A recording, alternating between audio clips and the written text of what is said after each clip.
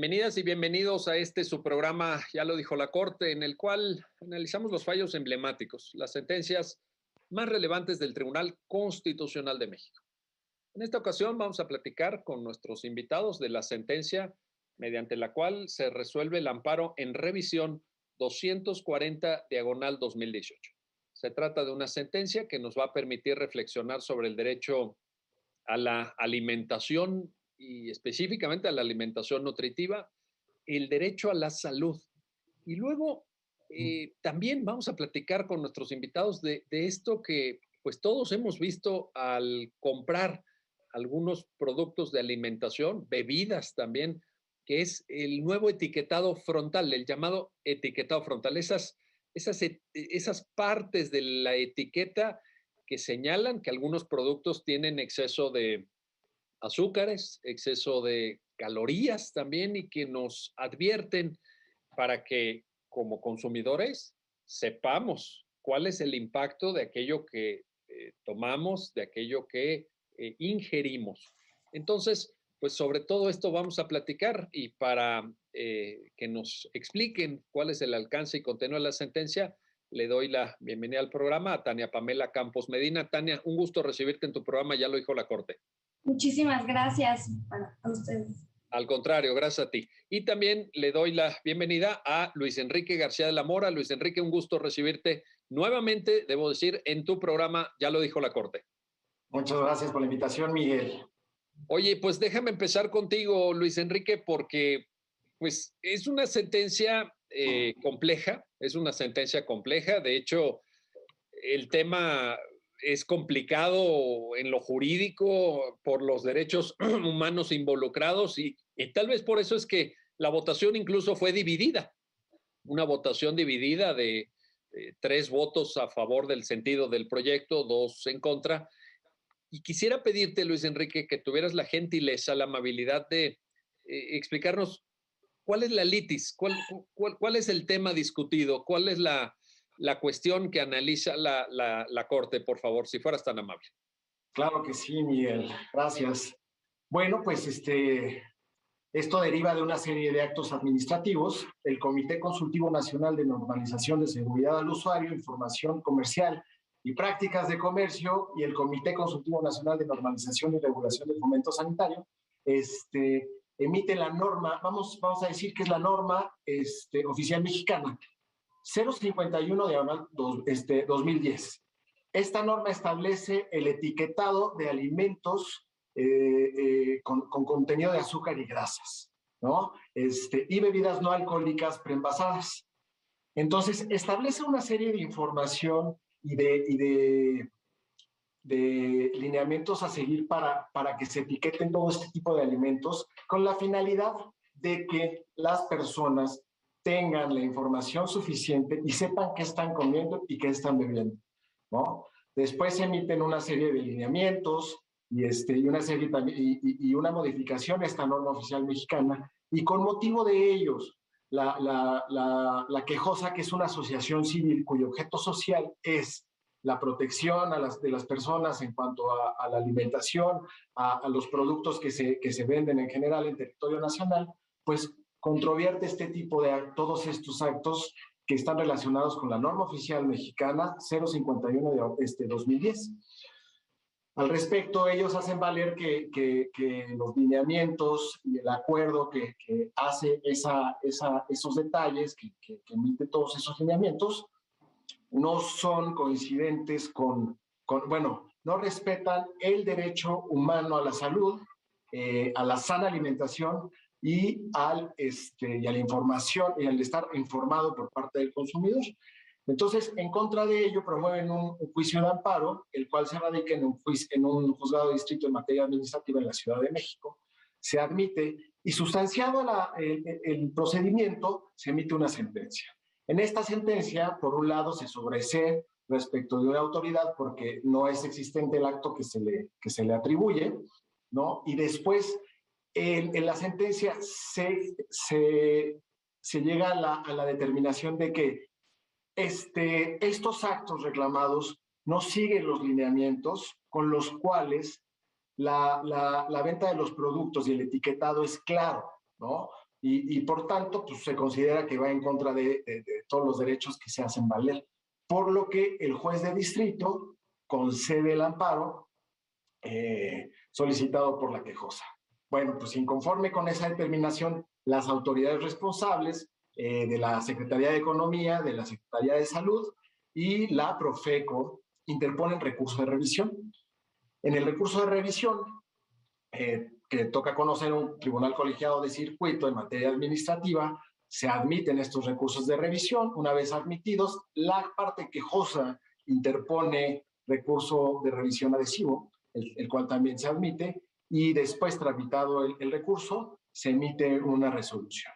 Esa resolución, el tribunal colegiado lo que hace es analizar los temas de oportunidad, legitimación y procedencia. Declara la firmeza del sobreseimiento y después estiman sus miembros que al asunto le reviste cierta importancia y trascendencia, por lo cual solicita a la Suprema Corte de Justicia de la Nación que reasuma la competencia originaria para conocer del tema y emitir una resolución. Con fundamento en ello se remite al alto tribunal y luego el alto tribunal lo admite y lo radica ante la segunda sala.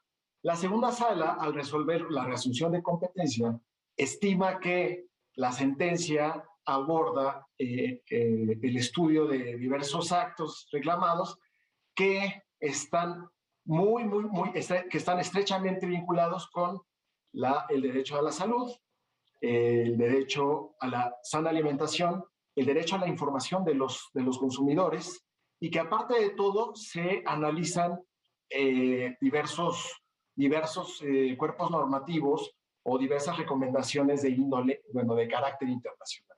Por lo cual, pues, estima que sí es, la Corte estima viable analizar esa sentencia y determina resumir la competencia originaria, ¿no? Después se remite ante la segunda sala, ante la ministra, a la ponencia de la ministra Yasmín Esquivel, y se emite la sentencia. Así es como esta secuela procesal llega a la Suprema Corte de Justicia y bueno, pues. Muy bien, perfecto. Muchas gracias, Luis Enrique.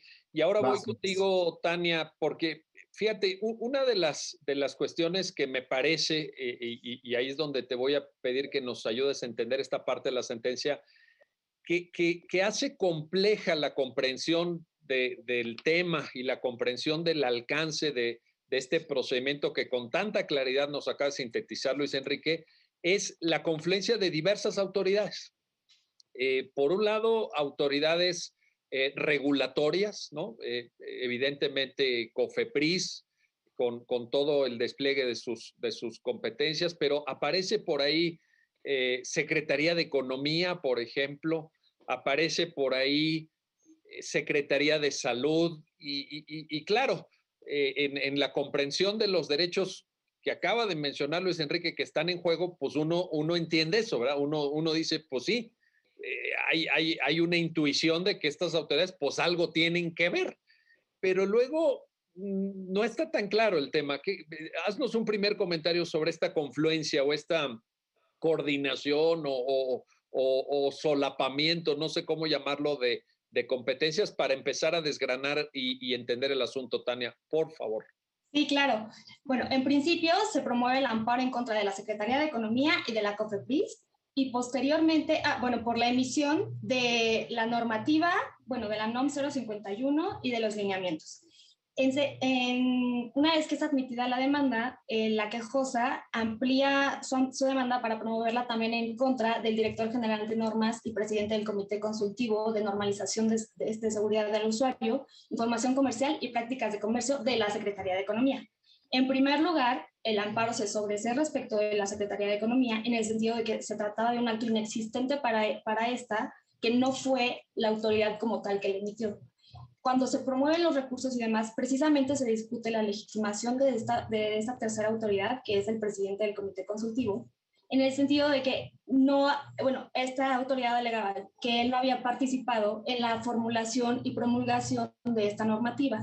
Cuando la sala resuelve la sentencia, determina que si bien, que por toda esta complejidad en la que se organiza una secretaría de gobierno, como es la Secretaría de Economía, hay distintas autoridades que confluyen y que participan de manera directa o incluso que tienen únicamente las facultades para hacerlo, como ocurrió en el caso, para formar parte del procedimiento de creación y modificación de este tipo de normas. En ese sentido, se dice que esta autoridad sí está, bueno, sí debió ser parte del juicio de amparo, que era una cuestión que le alegaba que no debía ser así, porque en realidad sí tiene, normativamente tiene las facultades para participar en ello.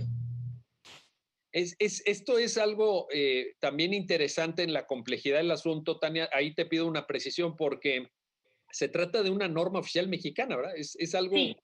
que a veces cuesta de entender, porque a veces identificamos la Constitución, los tratados internacionales, las leyes, pero esta parte de las NOMS, las llamadas NOMS previstas en la Ley Federal de Metrología y Normalización de 1995, pues no está tan fácil saber quién interviene, qué le toca hacer a cada quien, con qué alcance, pero la sentencia lo precisa, ¿no? Nos ayuda a entenderlo también. Sí, exactamente. O sea, la sentencia, al narrar los antecedentes del asunto, precisa exactamente cómo fue el procedimiento de creación de esta norma. Especifica que se emite en 2009 por parte de la Comisión de... Bueno, especifica cuál es la autoridad que la emite y que después incluso pasa por un procedimiento de evaluación de un comité consultivo para verificar si estas disposiciones contenidas en esa norma son adecuadas o no. Después de esa valoración, incluso se hacen modificaciones que se publican en el 2010.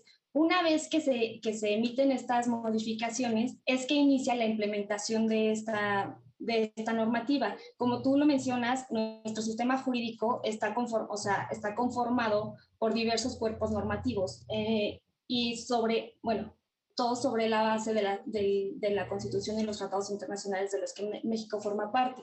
A partir de ahí vienen los cuerpos legislativos, que son las leyes y códigos. Y posteriormente vienen los reglamentos. Las normas como esta, que fue la reclamada en este caso, son precisamente disposiciones específicas de carácter administrativo para hacer que funcionen los programas y estrategias generados a partir de órganos de gobierno, pero también por parte de diversos sectores de la organización pública para implementar, por ejemplo, políticas públicas, estrategias de salud, como es el caso, la estrategia para la prevención y el tratamiento de situaciones de obesidad.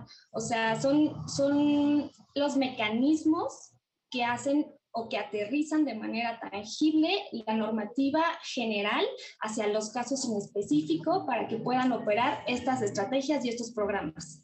Claro. No sé, más claro. Y ya precisando a veces incluso cuestiones muy técnicas, ¿no? Muy, muy concretas, muy específicas, ya de tecnicismos casi, ¿verdad? Es precisamente eso, es aterrizar lo que se regula de manera general y o sea, viene desde los derechos fundamentales que están en la Constitución y en los tratados y así se va desglosando hacia las leyes, es un poco más preciso.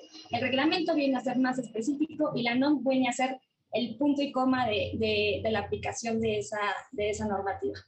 El punto y coma, muy bien definido. Oye, déjame ahora regresar contigo, Luis Enrique, porque quizá convenga que quienes están viendo el programa adviertan y más allá del tema técnico-jurídico, normativo y de norma oficial mexicana y todo esto que Tania nos platicaba, pero ¿cuál es la importancia del debate de fondo que la sentencia aborda? Es decir, el hecho de que nosotros como consumidores, al comprar un alimento, al comprar una bebida para alimentarnos, que sepamos cómo está el tema calórico, cómo está la ingesta nutricional. ¿Por qué en un país como México esto debe ser regulado, debe ser un foco de atención de autoridades y particulares? Luis Enrique, un comentario general sobre eso.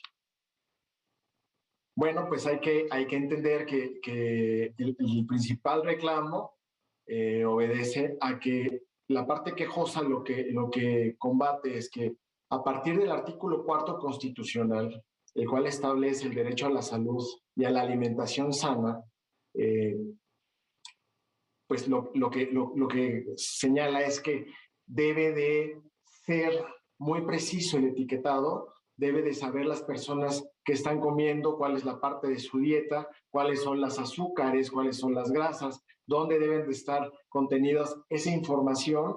Y entonces, a partir de ahí es cuando en el tema de fondo se analizan estos tres derechos, ¿no? La salud, la alimentación sana, los cuales el Estado tiene que velar por ella, ¿no? Ya sea en cualquiera de sus formas, y esta información que debe de tener el consumidor para adquirir estos alimentos y comerlos y hacerlos parte de su dieta. Es necesario precisar que el artículo 3 de la Ley General de Salud establece en las fracciones 10, 11 y 12 que es un tema de salud pública, estas políticas públicas de obesidad, diabetes, buena alimentación de las personas, sobre todo de los niños, ¿no? Entonces, por lo tanto, es tan importante que se lleve a cabo este análisis de fondo de la sentencia, reducido a que, conforme a esos derechos, que la gente esté informada de cuál es el contenido energético y en este caso de grasas y de azúcares, sobre todo de azúcares, ¿no? De los alimentos y de las bebidas no alcohólicas preenvasadas. Fíjate qué bueno que mencionas el tema de los niños.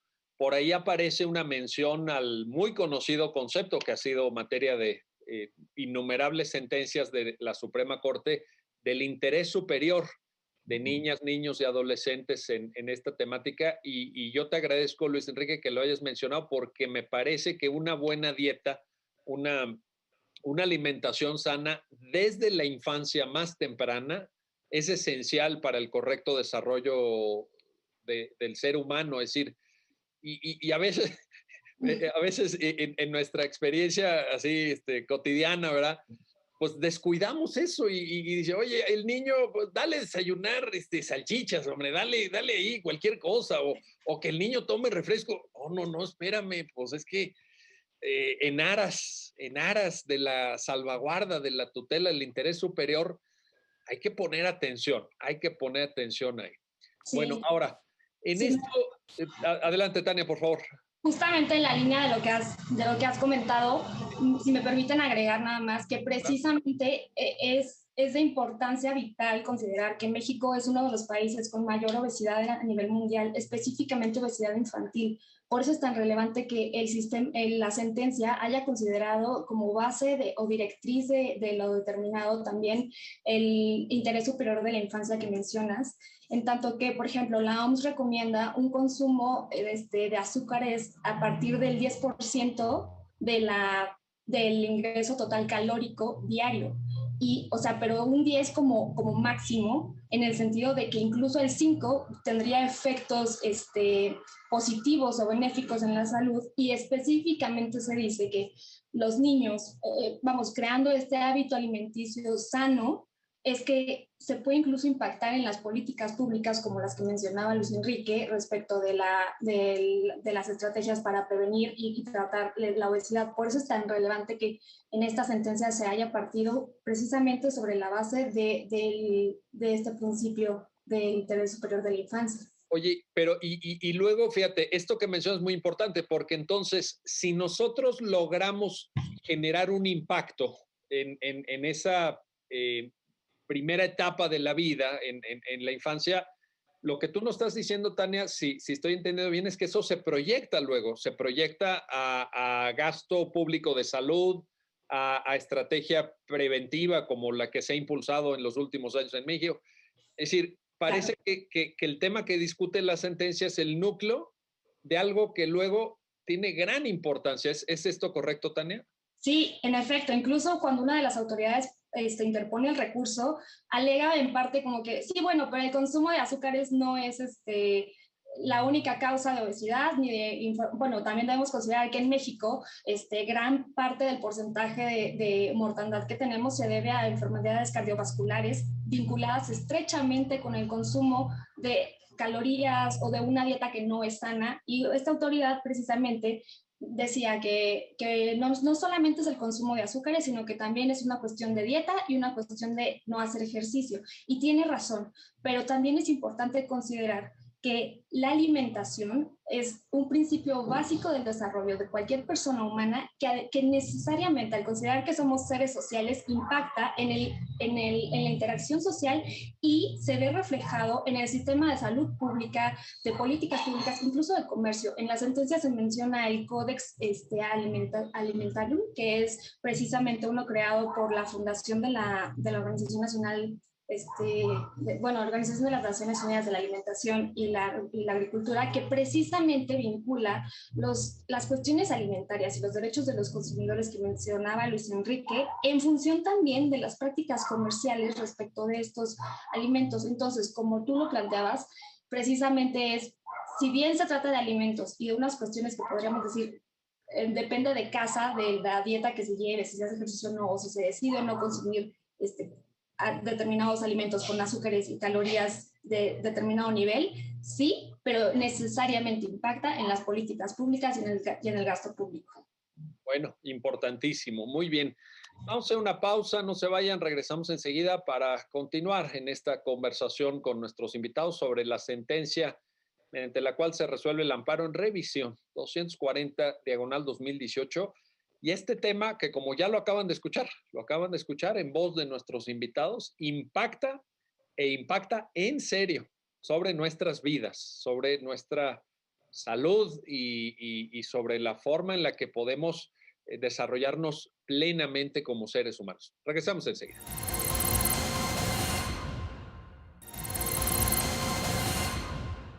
Ya estamos de vuelta, ya estamos de regreso en su programa, ya lo dijo la Corte, para seguir comentando con nuestros invitados esta sentencia, la que resuelve el amparo en revisión 240/2018. Y quiero regresar contigo, Luis Enrique García de la Mora, para preguntarte sobre esta llamativa, desde mi punto de vista, tú nos lo explicarás mejor, llamativo diálogo entre el derecho nacional y el derecho internacional. Tania, antes de la pausa, nos comentaba esta cita que la sentencia hace de documentos de Naciones Unidas, específicamente de la agencia encargada de temas alimentarios, la FAO, del Codex Alimentarium. Y es algo que yo no sé ustedes, pero digamos, en mi formación jurídica, yo confieso aquí abiertamente, lo digo, no sabía ni que existía, ¿verdad? Yo no sabía que existía esto, pero la sentencia lo toma, lo cita, fundamenta su argumentación en esta parte, por lo menos en ese documento. ¿Por qué este diálogo, Luis Enrique? ¿Por qué esta reflexión que utilizo, viene mucho al caso por el tema de la sentencia, que nutre la argumentación de la Corte? A ver, cuéntanos, Luis Enrique, por favor. Claro que sí. Aquí el quejoso, lo que planteó la asociación civil quejosa, fue una de las cuestiones que no estaba, que estas especificaciones y los lineamientos que contienen no estaba pegada a la Estrategia Nacional para la Prevención y Control del Sobrepeso, la Obesidad y Diabetes de 2013, que esa es una estrategia que nada más pues, es nacional, nada más es para el territorio mexicano, es nada más dirigido para los mexicanos. Y entonces lo que dice la sentencia es que se trae estos argumentos, estas opiniones y todo lo que ya han aportado a la FAO y a la OMS, que son estos órganos que refieres, es la Organización Mundial de la Salud y la Organización de las Naciones Unidas para la Alimentación y la Agricultura, todas las opiniones que ellos tienen respecto de la nutrición.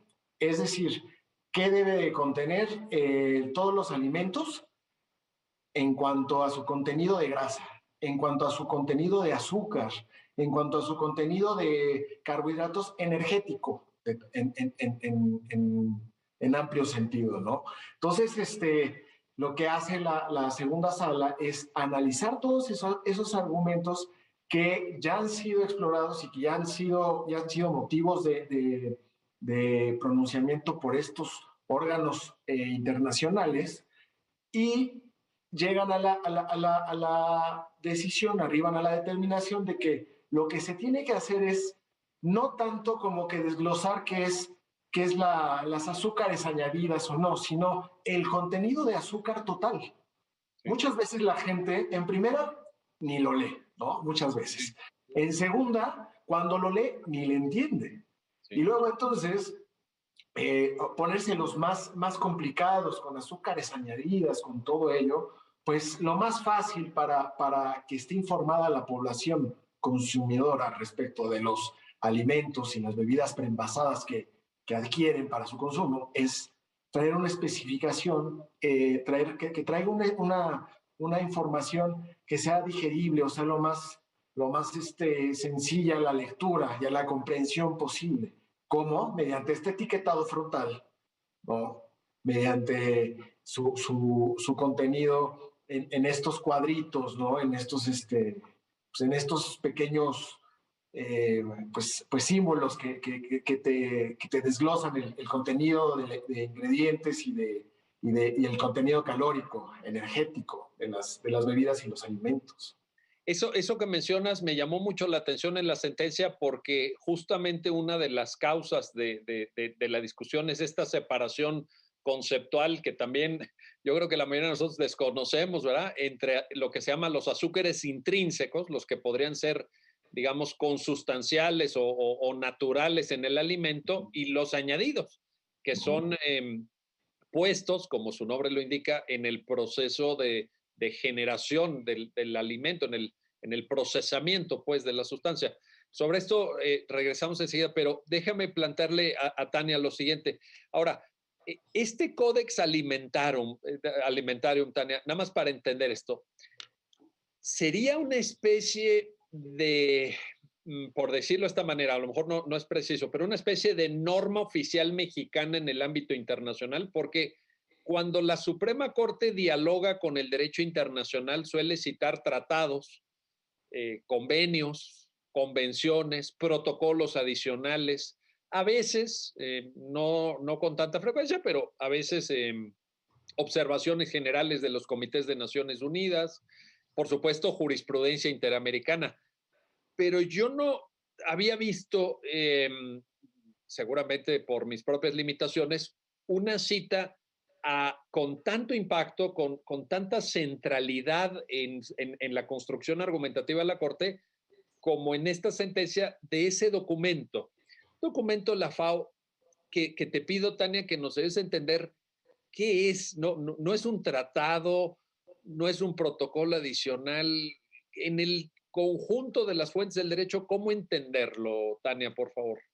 Materialmente, sí podríamos considerarlo como una especie de normativa específica internacional. Sí, materialmente, claro, ¿no? ¿Por su contenido, dices?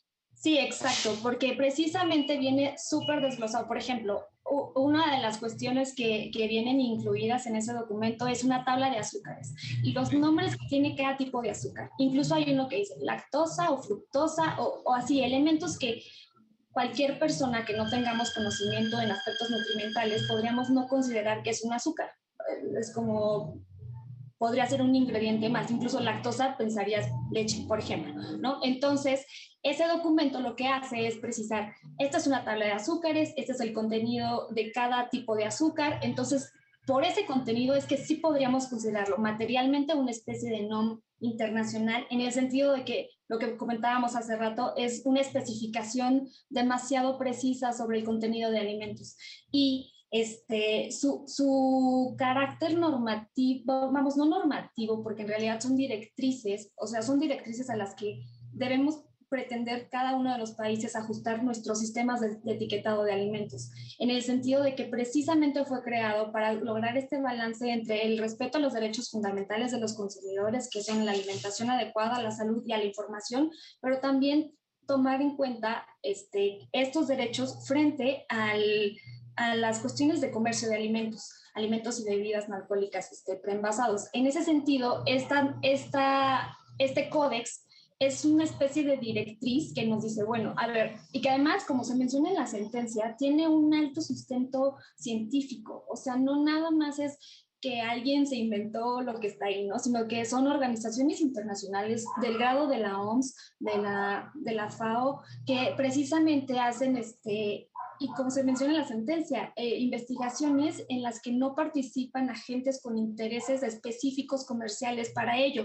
Esto puede dar cierta garantía de objetividad, en el sentido de que no juegan nada más intereses médicos o no juegan nada más intereses comerciales, sino que hay cierto equilibrio en una especie de directriz ética para poder lograr esta confabulación entre ambos, cuestiones sumamente importantes para la humanidad, que es la alimentación y las cuestiones comerciales.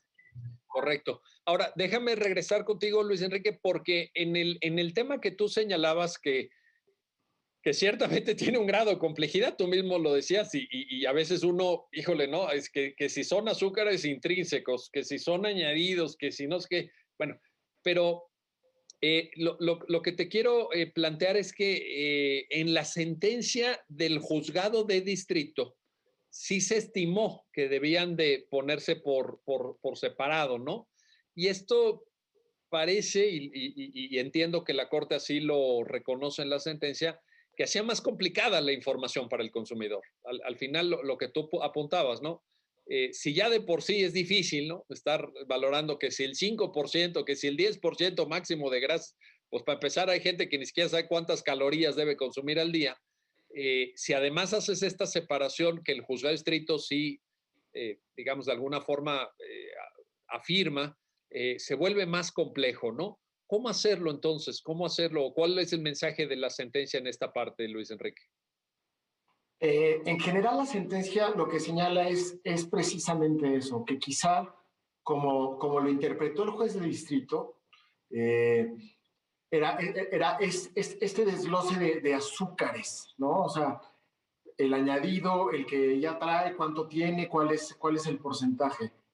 También está bien, en mi opinión, ¿no? Y también creo que así lo vieron los señores ministros, que era bien, era correcto. Sin embargo, era un poquito más técnico y más difícil de comprender para la población general consumidora. Entonces, la cuestión es que se ciñen a los lineamientos de los órganos internacionales, con los cuales, pues, precisan que es mucho más fácil la comprensión en cuanto a un nivel de azúcar que tiene un producto, un porcentaje de azúcar que tiene un producto en lo general, ¿no? Lo que hace es, está bien la sentencia del juez de distrito, ¿no? Porque aquí la resolución de la Corte podría pensarse que va en contra de lo que vienen diciendo de los derechos humanos, porque se concede un amparo y luego la Corte lo que hace es, no, ¿sabes qué? Te lo voy a revocar y te voy a negar el amparo. Pero bueno, la decisión en la que se basa la segunda sala es precisamente en que es más fácil para la población leer el contenido nutrimental de los alimentos y de las bebidas preenvasadas no alcohólicas, cómo se está proponiendo en las normativas internacionales, no como lo señalaba el juez de distrito respecto de las estrategias nacionales, que incluso señaló que ni siquiera estaban publicadas en el diario oficial de la Federación, ¿no? Entonces, aquí pareciera que el remedio es más provoca un mal mayor pues no sé, ¿no? Que la negativa de amparo, ¿no? O sea, podría decirse así. Sin embargo, es mucho más fácil para la población consumidora verlo como lo hace la Corte, ¿no? Incluso dice, bueno, sí, es cierto, como lo dijo Tania Pamela muy acertadamente. Dice, a ver, en primera, no nada más la ingesta de azúcares es la razón por la cual las personas, o sea, no es la razón por la cual es obesa la gente en México, ¿no? Sino es el consumo de grasas, es el consumo de azúcares, es la no actividad física y todo eso.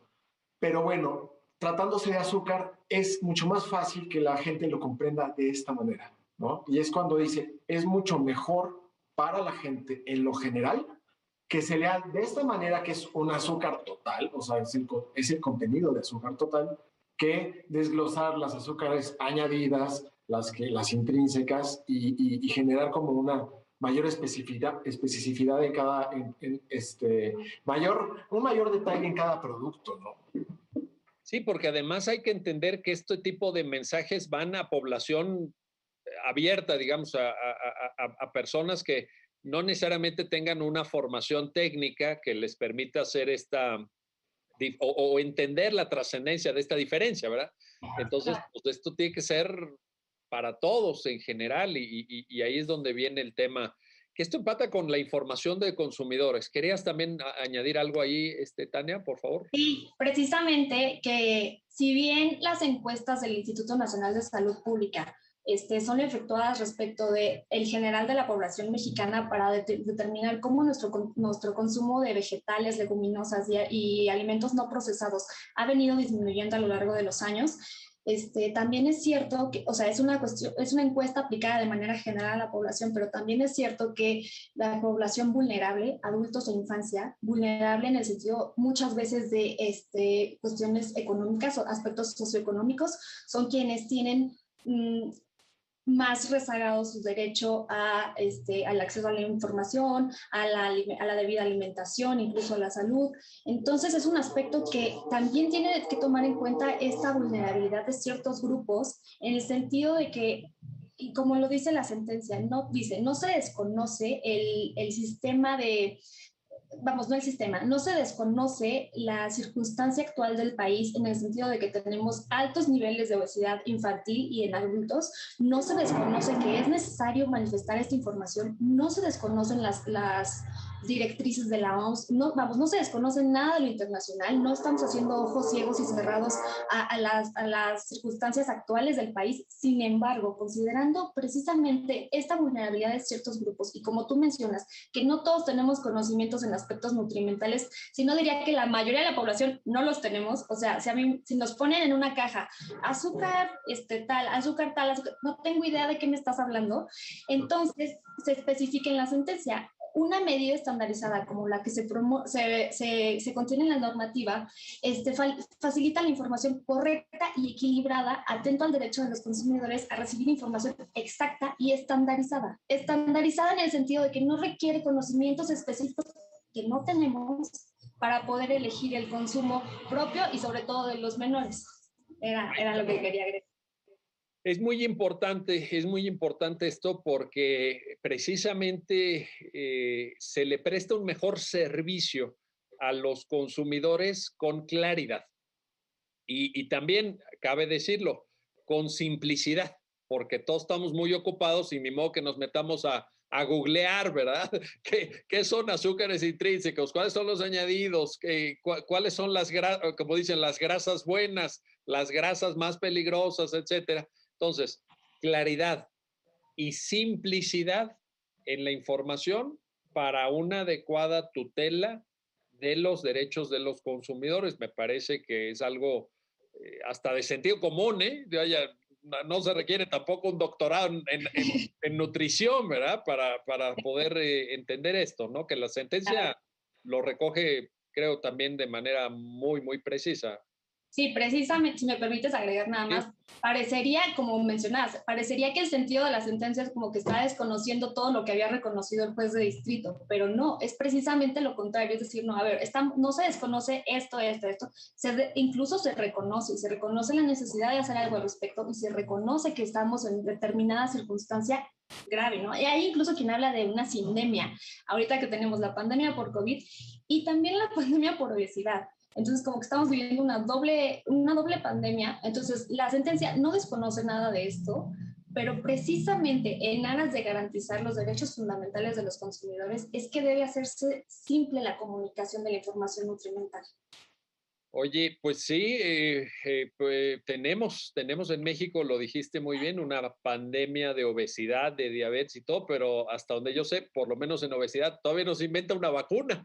Pues todavía no se inventa. No, imagínate. Oye, imagínate. Pónganme una inyección porque rápidamente quiero recuperar el cuerpo que tenía yo hace 20 años, ¿verdad? Maravilla. Todavía no. Bueno, sí es un problema serio, digo, lo podemos tomar así con ligereza, con humor, pero es grave. Claro. Es grave y muy extendido, también muy, sí. muy extendido. Claro, no por nada, una de cada 5 muertes en México se debe a enfermedades cardiovasculares, ¿no? Asociadas necesariamente con el consumo de determinados alimentos ultraprocesados. eso es gravísimo y la falta de ejercicio, que también por ahí aparece en la sentencia. Pero bueno, Sí. déjenme hacer una pausa, regresamos enseguida para el tercer bloque de esta conversación con nuestros invitados sobre la sentencia de la Suprema Corte que resuelve el amparo en revisión 240/2018. Regresamos enseguida.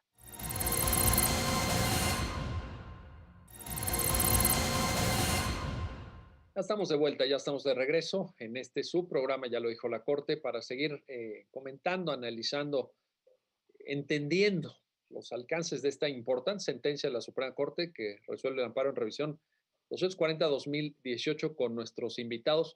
Y quiero ahora plantearte lo siguiente, Luis Enrique García Lamor. A ver, estábamos hablando con Tania de la necesidad de salvaguardar los derechos de los consumidores proveyéndoles de información clara, de información sencilla y de información asequible, en el entendido de que los formatos del etiquetado frontal se dirigen en esa ruta.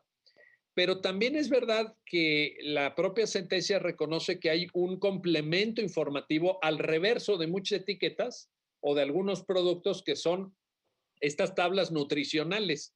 Y ahí yo diría, y esto ya va a título personal, casi como consumidor, que ya se complica, ¿no? Porque hay veces que dice contenido de grasas saturadas, de contenido de grasas no saturadas, contenido de azúcares, contenido por porción, porciones en el envase 5, entonces ahí andas haciendo multiplicaciones, ¿verdad?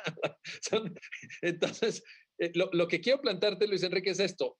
El etiquetado frontal no es la única información que recibe el consumidor. Luego hay otro lado, hay un lado B, ¿no? Hay un lado adicional en la parte posterior de los productos. Cuéntanos también esta cuestión, haznos ahí un comentario general, por favor. Claro que sí. Acabas de tocar un punto muy técnico de la sentencia. La sentencia señala cómo debe de etiquetarse respecto en la parte frontal, ¿no? Porque antes pues no era la parte frontal ni era con las mismas especificaciones. Aquí la cuestión es que se señala esta nueva norma, ¿no? Que debemos hacer la precisión que esa norma que se analizó en esa sentencia del 2019 ya no es la que rige ahorita en 2021, ¿no? Pero bueno, en esa norma del 2010, con las modificaciones que sufrió a lo largo de los años, ¿no? Que es la que se analiza en esta sentencia, se señala que debe de ponerse en el contenido frontal de la etiqueta estos cuadritos con la información, ¿no? Este estampado con la información, con cuál es el contenido de grasa, cuál es el contenido de azúcar total, cuál es el contenido de otras grasas, ¿no? Eso debe de estar en el frente. Que incluso la propia NOM y los lineamientos dicen, bueno, si es un etiquetado grande, debe de estar al frente todo el contenido calórico o energético de grasas, de otras grasas, de azúcar y otros ingredientes. Si es mediano, debe de contener el contenido energético total en el frente, y en los lados debe de detallarse, ¿no? En cada uno de sus rubros, como las grasas, azúcares, otras grasas, tal. Si es una etiqueta chica, debe de estar al frente el contenido general calórico y luego atrás todo el demás contenido calórico del alimento o de la bebida preenvasada no alcohólica.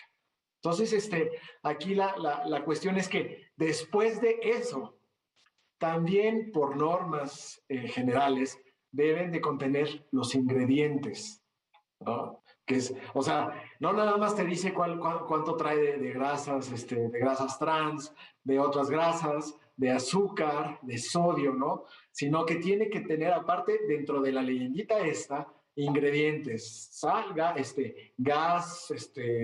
todo esto, agua, y eso lo hace aún más confuso, ¿no? Entonces, lo que se pretende con esta norma es que el contenido energético esté plasmado de manera muy clara, como lo decía Tania Pamela.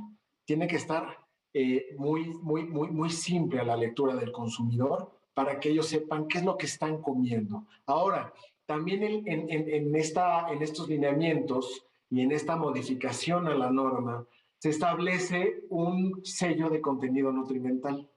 Que eso no es precisamente, que eso también lo aborda la sentencia, pero ello no es precisamente el contenido de azúcares o cómo debe de estar desarrollada, sino que como son cierto tipo de alimentos, ¿no? Que son como el aceite vegetal, las bebidas saborizadas con muy bajo contenido de azúcar, o otro tipo de alimentos que pueden ser pues no como una fritura, una golosina o un refresco, ¿no? Sino que sí tiene un contenido nutrimental.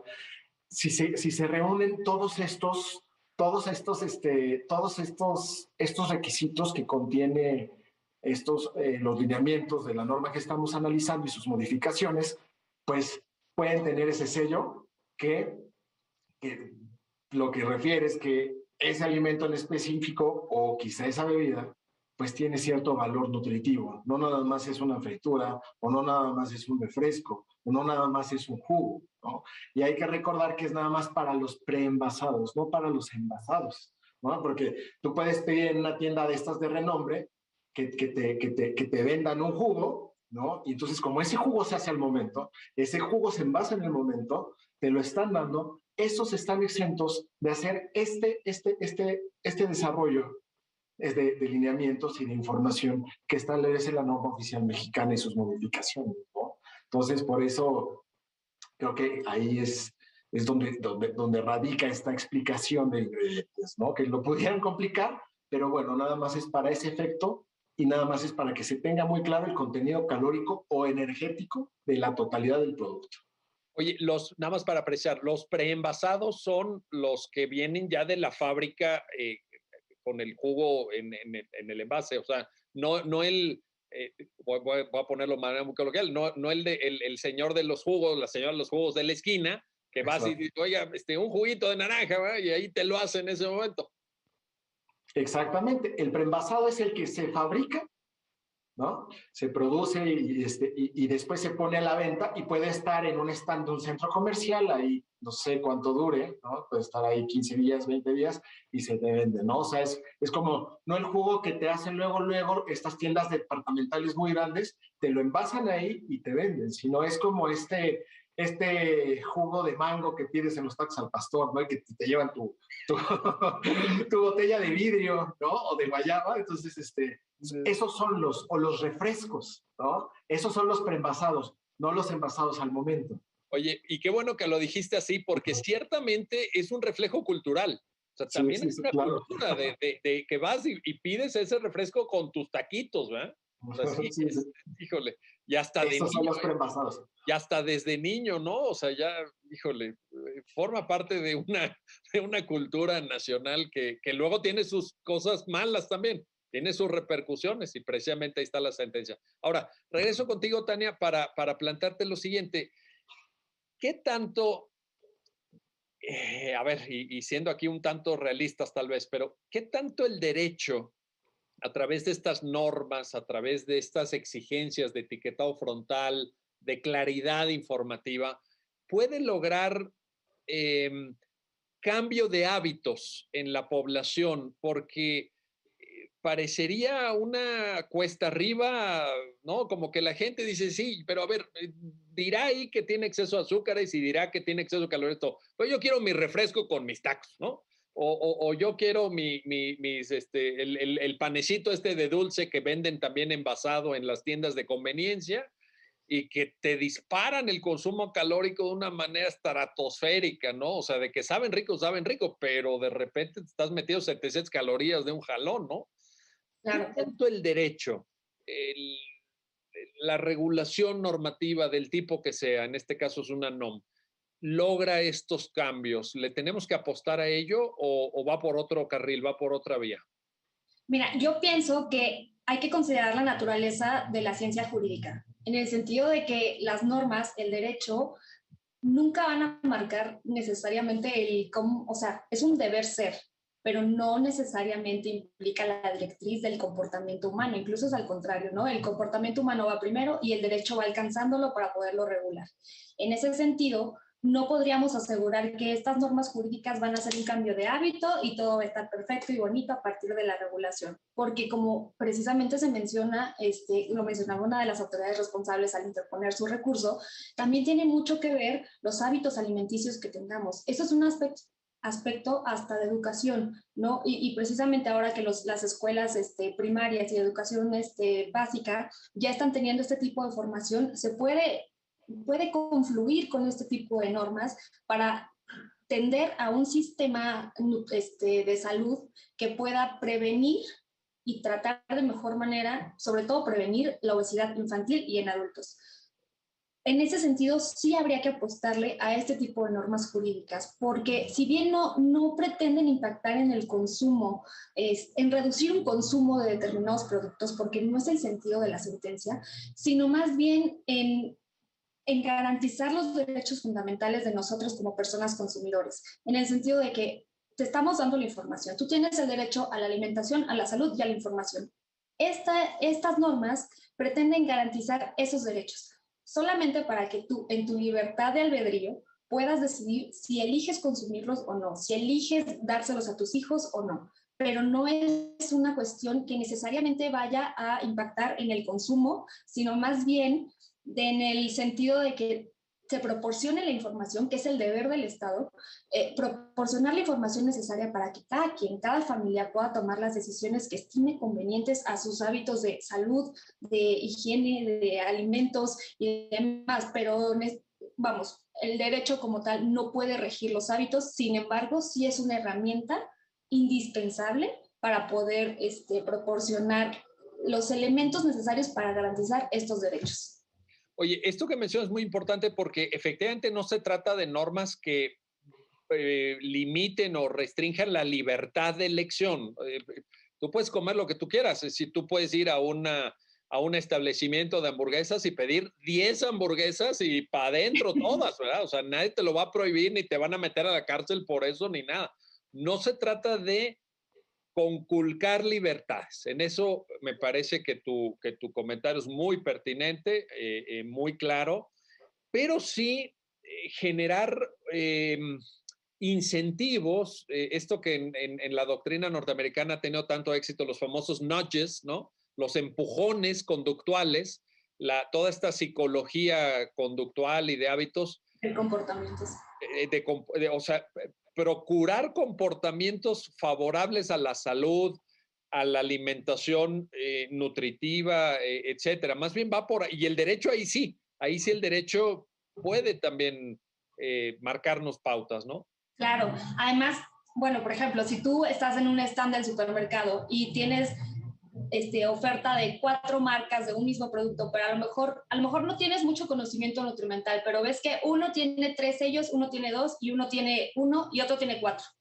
Entonces, puedes no saber mucho, pero te da cierta directriz de manera sencilla, que es el entendido de la sentencia, de manera simplificada, estandarizada, que puedes decir, bueno, si son 4 y es el mismo producto, tal vez me llevo el que tiene menos advertencias sanitarias, ¿no? En ese sentido es justo una especie hasta de arquitectura del comportamiento, de decir, bueno, estas son las directrices, esta es la información que tienes, cada quien decide porque cada quien puede elegir lo que consume o no, sin embargo la información está disponible de manera clara y de manera completa, ¿no?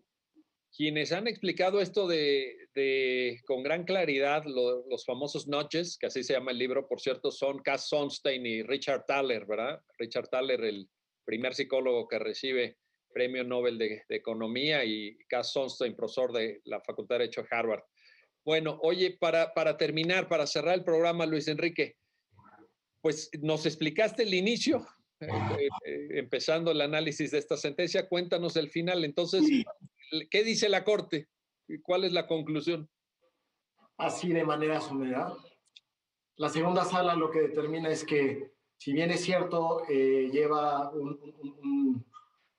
un atinado estudio el juez de distrito, lo cierto es que son fundados los argumentos hechos valer por las autoridades responsables porque, como ahorita lo hemos venido manejando, efectivamente los lineamientos internacionales generan una mayor información, una mayor claridad y una mayor comprensión para los consumidores respecto de los productos que se adquieren para su consumo, ¿no? Es una sentencia que no está restringiendo, como bien lo acaban de decir, ni se está metiendo no está desincentivando, pues, la compra de este tipo de productos, sino que nada más está haciendo consciente a la gente cuál es la cantidad calórica que tiene cada producto para que ellos sepan lo que están consumiendo. Entonces, lo que dicen es, creo que es mejor para la población en general y es mucho más fácil para los consumidores que sea así conforme está la norma y conforme está la norma oficial mexicana y como están sus modificaciones y lineamientos, que como se está proponiendo en la sentencia del juez de distrito y con los efectos que estaban plasmados en esa sentencia, que fue revocada y que al final niega el amparo, pero por esa razón, ¿no? Es un beneficio mayor para el consumidor el que esta sentencia está adoptando, porque deja intocada esta norma que puede ser más clara que como se proponía por la parte quejosa y como así lo comprendió el juez. Por lo tanto, en la materia de la revisión, se revoca la sentencia y se niega el amparo solicitado por la asociación civil y se declara infundada la revisión adhesiva. Perfecto, muy bien. Pues Luis Enrique García Lamora, Tania Pamela Campos Medina, gracias a ambos por sus comentarios, por su análisis, por ayudarnos a entender esta sentencia y gracias a usted que hace posible su programa, ya lo dijo la Corte, en el cual analizamos los fallos emblemáticos, las sentencias más importantes del Tribunal Constitucional de México. Hasta pronto.